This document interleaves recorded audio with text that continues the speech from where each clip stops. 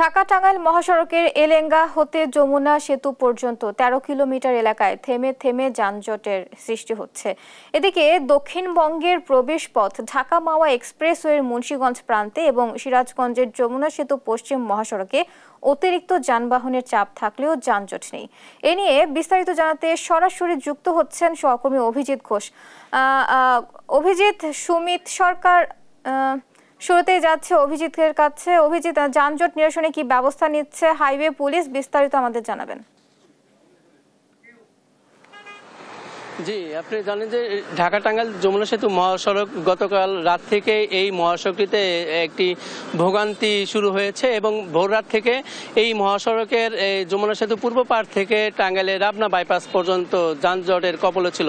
তবে এখন পর্যন্ত আপনি আমার পিছনে দেখছেন যে এখন পর্যন্ত পরিবহন যে উত্তরবঙ্গগামী যে লেনের পরিবহন সেগুলো কিন্তু ঠাই দাঁড়িয়ে রয়েছে এবং এছাড়া গত রাত ভোর থেকে এই সেতুতে যানজটের কারণে এই সেতু কর্তৃপক্ষ উত্তরবঙ্গ থেকে ঢাকাগামী যে লেন রয়েছে সেতুতে সেই লেন বন্ধ করে দেওয়া হয়েছিল, যে কারণে উত্তরবঙ্গ থেকে ঢাকাগামী পরিবহন সেতু পারাপার হতে পারেনি এবং কিছুটা এই পরিবহন এই ঢাকা থেকে উত্তরবঙ্গগামী যে পরিবহনগুলো রয়েছে সেই পরিবহনগুলো কিছুটা কম হওয়ার পরে এই সেতু কর্তৃপক্ষ আবারও সেতু টোল আদায় শুরু করেছে এবং এর ফলে ঢাকাগামী যে পরিবহনগুলো সেগুলো সেতু পার হয়ে এখন ঢাকার দিকে যাচ্ছে। তবে দুই লেনে ঢাকা এবং উত্তরবঙ্গগামী দুইটি লেনেই এখন পরিবহনের দীর্ঘ সারি তৈরি হয়েছে এবং কোথাও কোথাও যানজটের সৃষ্টি হয়েছে।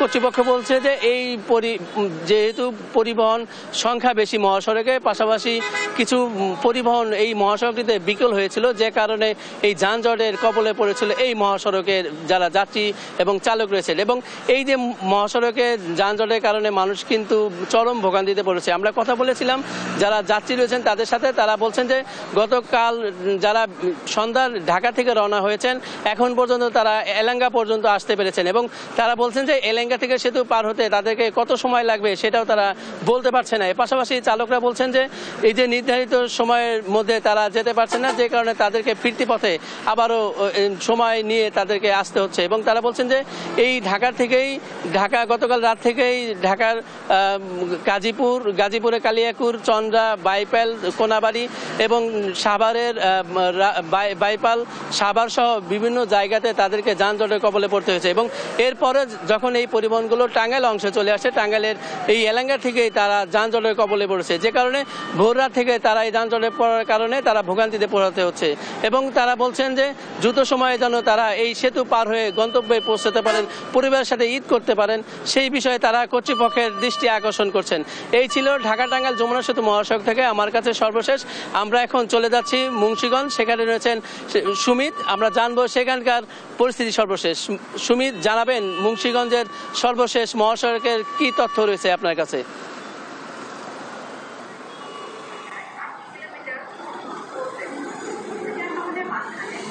জি, ধন্যবাদ আপনাকে।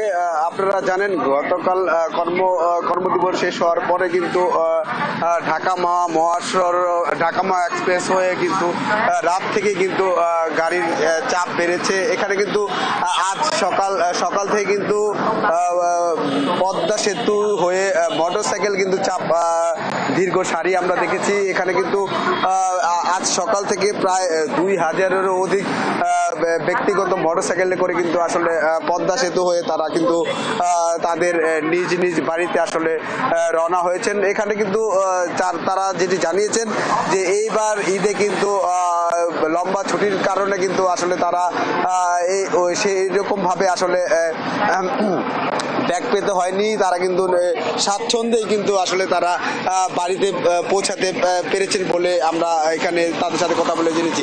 তো আমি একজনের সাথে কথা বলবো, আপনি একটু জানাবেন যে এই সড়কে কোনো ভোগান্তি আছে কিনা আর কেন যাচ্ছেন? একটু ভোগান্তি নেই, বাড়িতে যাচ্ছি, সবাই সাথে দেখা করবেন তো যাচ্ছি। জি, ধন্যবাদ আপনাকে।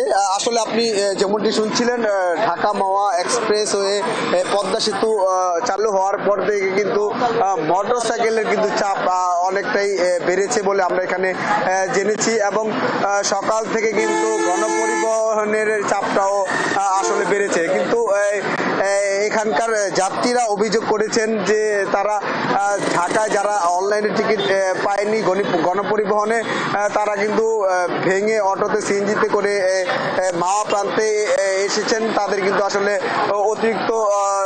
অতিরিক্ত ভাড়া কিন্তু নিয়েছেন বলে তারা অভিযোগ করেছেন, এবং এখানে কিন্তু এসে তারা প্রায় দীর্ঘক্ষণ আসলে যাওয়ার জন্য গাড়ি অপেক্ষা কিন্তু তাদের দাঁড়িয়ে থাকতে আমরা আসলে দেখেছি। তো আসলে এদিকে কিন্তু ঢাকা চট্টগ্রাম মহাসড়কের মুন্সিগঞ্জের 13 কিলোমিটার এলাকা কিন্তু স্বাভাবিকভাবেই কিন্তু যানবাহন কিন্তু আসলে তাদের নিজ নিজ গন্তব্যে যাচ্ছেন বলে আমরা আসলে জেনেছি। তো সব মিলিয়ে গত ঈদের মতো এই ঈদেও কিন্তু আসলে মানুষ স্বাচ্ছন্দ্যে তাদের বাড়িতে ফিরছেন বলে আমরা আসলে এখানে সকাল থেকে এসে দেখেছি। তো এই ছিল আমার কাছে ঢাকা মাওয়া পদ্মা সেতু টোল প্লাজা থেকে ঈদ যাত্রা সবশেষ। আমি এখন চলে যাব সিরাজগঞ্জের সহকর্মী শুভর কাছে। শুভ। সুমিত, সিরাজগঞ্জের মহাসড়কে কিন্তু সময়ের সঙ্গে সঙ্গে বেড়েই চলেছে যানবাহনের চাপ। আপনি দেখতে পাচ্ছেন যে এই মুহূর্তেই যমুনা সেতু পশ্চিমের যে হাটিকুমুর গোল চত্বর এলাকা আছে, এইখানে কিন্তু যানবাহনের ব্যাপক চাপ রয়েছে। একই সঙ্গে কিন্তু যেহেতু যমুনা সেতু ডাবল লেন দিয়ে উত্তরবঙ্গগামী গাড়িগুলো পার করে আনা হয়েছে, তারপরে কিন্তু যে প্রচন্ড চাপ পড়েছে এই মহাসড়কে। কিন্তু আমরা দেখেছি যে গোল চত্বরে এসে যেহেতু 22 জেলার গাড়িগুলো ভাগ হয়ে যাচ্ছে, তারপরও পুলিশের দক্ষতাই কিন্তু এই গোলচত্বর এলাকাটাতে যান চলাচল একদম স্বাভাবিক এবং নির্বিঘ্ন হচ্ছে।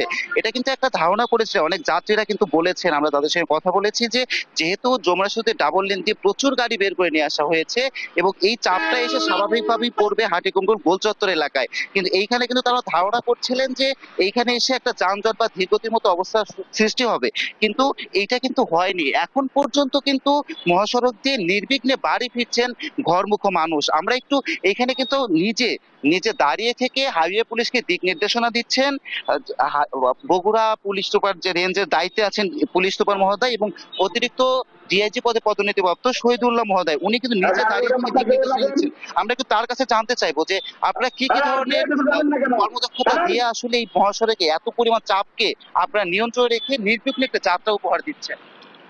ধন্যবাদ আপনাকে। আমরা আসলে বাংলাদেশ পুলিশের অর্থাৎ এখানে জেলা পুলিশ, হাইওয়ে পুলিশ সবাই গত কয়েকদিন ধরে নির্ঘুম রাত পার করছে জনগণের জন্য, এবং প্রতিটা পয়েন্টে বিভিন্ন পয়েন্টে পুলিশ কিন্তু সজাগ হয়ে জনগণের যাত্রার পথকে সুগম করে দিচ্ছে। এবং আমরা বিভিন্ন জায়গাতে লোকজন যাতে ইন্টারচেঞ্জ করতে পারে ফাঁকা শূন্য কিছু স্থান সেট করে দিয়েছি, যে জায়গায় গাড়িগুলো আলাদাভাবে দাঁড়াচ্ছে, এবং যখন গাড়ি বেশি পরিমাণে আসছে আমরা বিকল্প রাস্তা তৈরি করে দিয়েছি, যেই কারণের জন্য গাড়িগুলো খুব সহজে আমরা ডিসপার্স করতে পারছি। ধন্যবাদ আপনাকে। উনি কিন্তু বলছিলেন যে আসলে বিকল্প রাস্তা ডিসপার্স করে যে কোনো ভাবে গাড়িগুলোকে পার করে দেওয়া হচ্ছে। বুবলি, আসলে এই মুহূর্তে কিন্তু সর্বোচ্চ চাপ রয়েছে সিরাজগঞ্জের মহাসড়কে, তবুও সুখবর হলো যে যান চলাচল স্বাভাবিক এবং নির্বিঘ্ন রয়েছে। এই ছিল আসলে সিরাজগঞ্জের মহাসড়ক থেকে আমার কাছে সর্বশেষ।